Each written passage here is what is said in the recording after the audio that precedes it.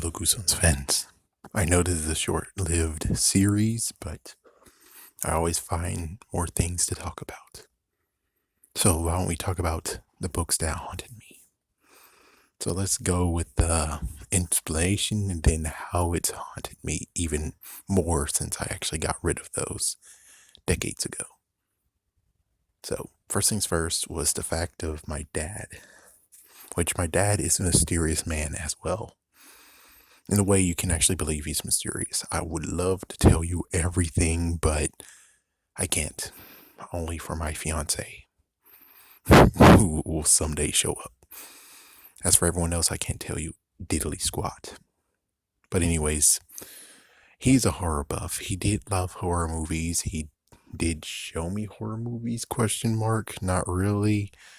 I think the first time ever I actually saw a horror movie with him was The Sixth Sense.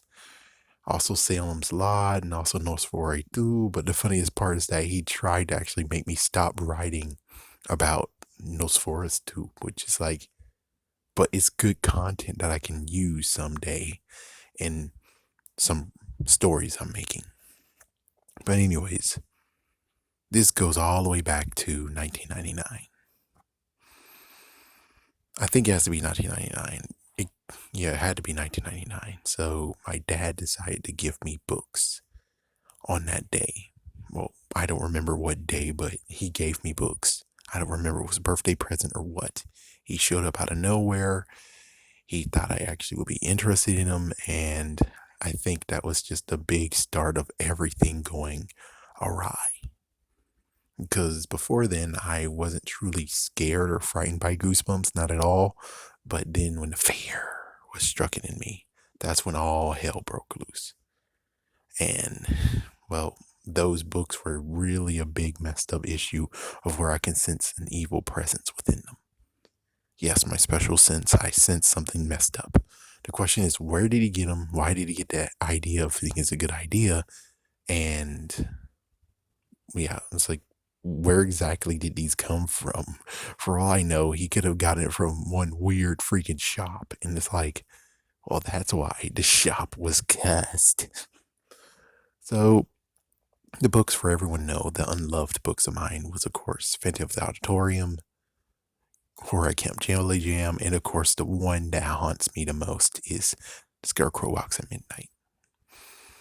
So, of course, I can sense wherever those books were hidden. Eventually, I had to get rid of them. I gave it to Regina.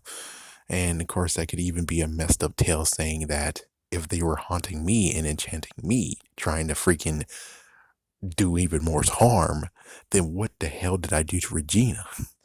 So Regina seems fine. She didn't seem affected by those at all. So it's like, it's good. But what if I did doom her?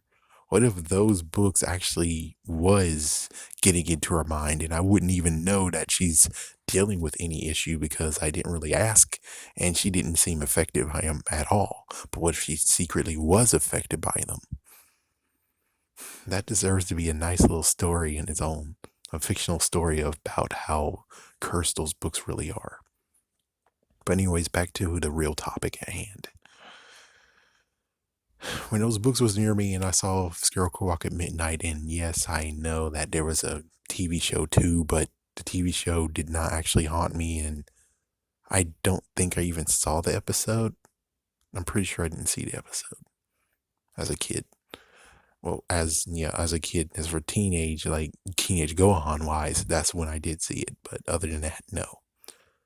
So with all that said, basically what occurred was I was living in a townhouse, and the townhouse had some kind of in the backyard, lots and lots of trees, and of course behind the trees was a fence, and behind the fence was keeping the pond or retention pond, I guess that's what it was called, at bay so no one can slip in and yeah, death a doo doo.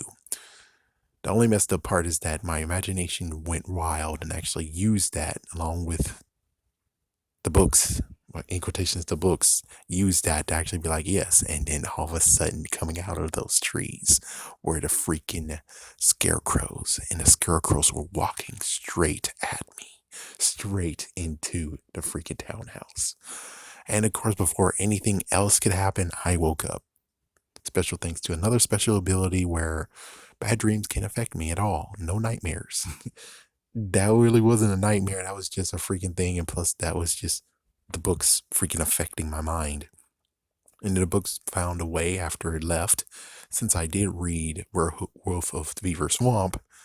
Swamp, trees, you're in the backyard. The backyard has a pond. It could be Beaver Swamp, trees again, and then thus here are the freaking scarecrows yet again bashing that freaking dream into making it something very, very sinister.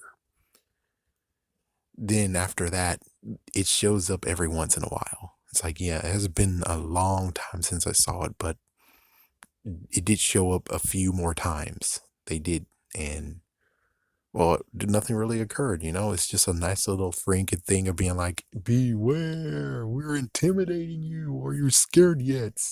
And gone. But the good news is that, yeah, it's not going to affect me any longer, not really.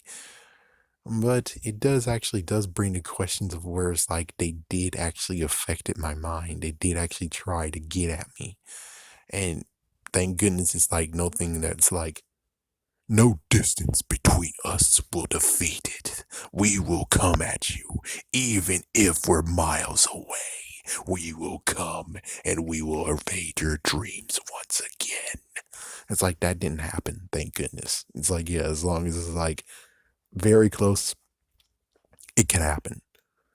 Yeah, you know what would be the worst part? The worst part is be the fact of where, I'm buying the books. What if the books I have actually are the ones that I had long time ago?